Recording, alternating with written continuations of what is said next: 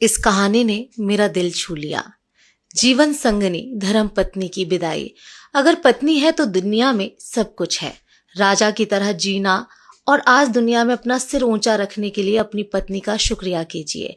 आपकी सुविधा असुविधा आपके बिना कारण के क्रोध को संभालती है। तुम्हारे सुख से सुखी है और तुम्हारे दुख से दुखी है। आप रविवार को देर से बिस्तर पर रहते हैं, लेकिन इसका कोई रविवार या त्योहार नहीं होता है।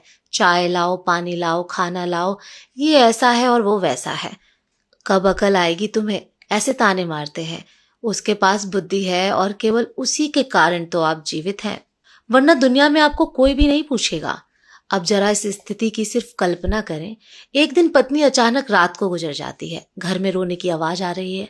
पत्नी का अंतिम दर्शन चल रहा था। उस वक्त पत्नी की आत्मा जाते जाते जो कह रही है उसका वर्णन।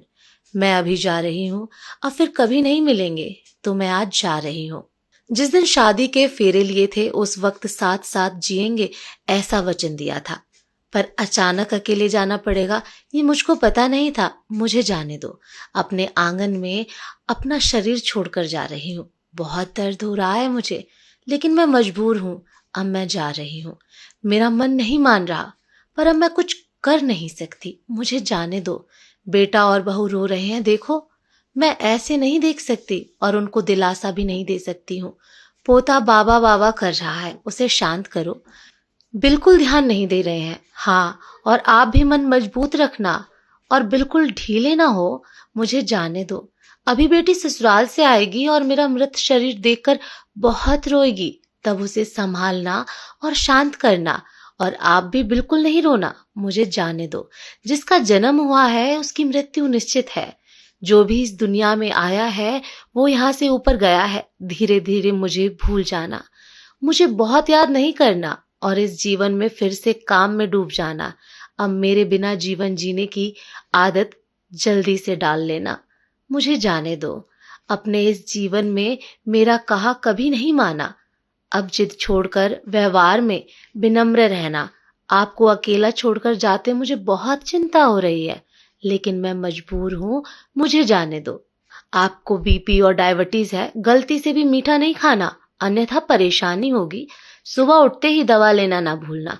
चाय अगर आपको देर से मिलती है तो बहू पर गुस्सा ना करना। अब मैं नहीं हूँ यह समझकर जीना सीख लेना। मुझे जाने दो। बेटा और बहू कुछ बोलें तो चुपचाप सब सुन लेना। कभी गुस्सा नहीं करना, हमेशा मुस्कुराते रहना, कभी उदास नहीं होना। मुझे जाने दो। अपने बेटे के साथ खेलना, अपने दोस्तों के साथ समय बिताना। अब थोड़ा धार्मिक जीवन जिए ताकि जीवन को संयमित किया जा सके। अगर मेरी याद आए तो चुपचाप रो लेना, लेकिन कभी कमजोर नहीं होना। मुझे जाने दो। मेरा रूमाल कहाँ है, मेरी चाबी कहाँ है? अब ऐसे चिल्लाना नहीं। सब कुछ ध्यान से रखने और याद रखने की आदत डालना। सुबह और शाम नियमित रूप से दवा ले लेना। अगर बहू भूल जाए तो सामने से याद कर लेना। तो भी खाने को मिले प्यार से खा लेना और गुस्सा नहीं करना। मेरी अनुपस्थिति खलेगी पर कमजोर नहीं होना। मुझे जाने दो। बुढ़ापे की छड़ी भूलना नहीं और धीरे धीरे से चलना। यदि बीमार हो गए और बिस्तर में लेट गए तो किसी को भी सेवा करना पसंद नहीं आएगा। मुझे जाने दो। शाम को बिस्तर पर जाने से पहले एक लोटा पानी मांग लेना।